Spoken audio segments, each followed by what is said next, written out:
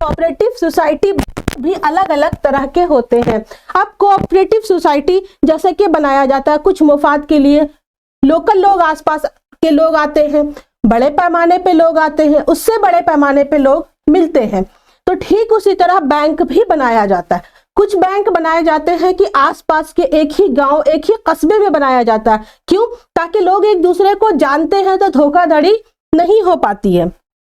तो एक तरह का तो ये हो गया जो छोटे से एरिया में हो गया, जिसे प्राइमरी क्रेडिट सोसाइटी के नाम से जाना जाता है। ये किसी गांव या कस्बे में होता है। अब गांव या कस्बे से बड़ा क्या होगा? उसका जिला। एक जिले में कई गांव आते हैं, तो पहले तो स्तर होगा कि गांव के लेवल पे, गांव या कस्बा या शहर के लेवल पे जो बैंक बनेगा कोऑपरेटिव बैंक, वो प्राइमरी क्रेडिट सोसाइटी के नाम से जाना जाएगा।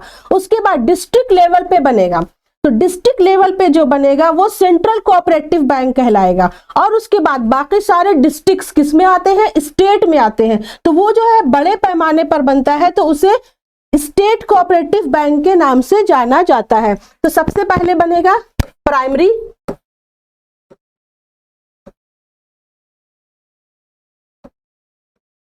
उसके बाद आएगा सेंट्रल, और उसके बाद आएगा स्टेट। प्राइमरी आपका बनेगा विलेज लेवल पे, विलेज कहिए, कस्बा कहिए, शहर कहिए, कुछ भी कहिए।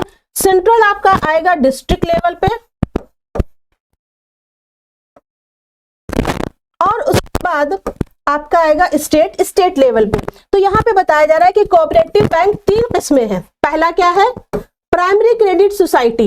इनकी तश्कील गांव या कस्बे के सतह पर एक ही इलाके में रहने वाले कर्जख्वाह और ना चाहने जो भी मेंबर्स होते हैं उनके लिए बनाया जाता है। कहां पर? एक ही गांव या कस्बे की सतह पर, छोटे से इलाके तक।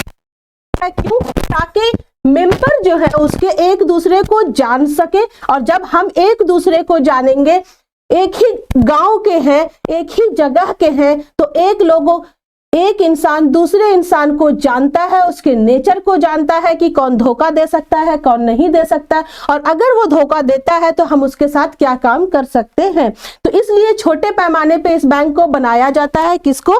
प्राइमरी क्रेडिट सोसाइटी को, ताकि लोग एक दूसरे को जान सके और धोखाधड़ी जैसे कामों से बच सके। उसके बाद आती है बात सेंट्रल कोऑपरेटिव बैंक की। अब ये सेंट्रल कोऑपरेटिव बैंक, मैंने क्या बताया, गांव से बड़ा जिला, तो यहाँ पे जिला ही सतह पर काम करते हैं, डिस्ट्रिक्ट लेवल पे ये काम करते हैं।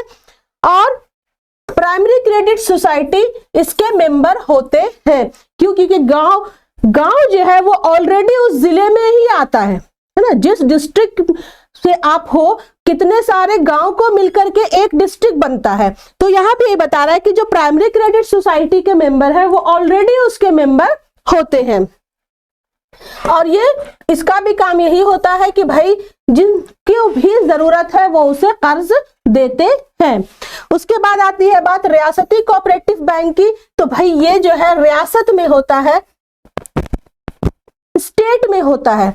प्राइमरी क्रेडिट सोसाइटी गांव में होता है, सेंट्रल कोऑपरेटिव बैंक जिला सतह पे होता है, और रियासती कोऑपरेटिव बैंक रियासत में होता है।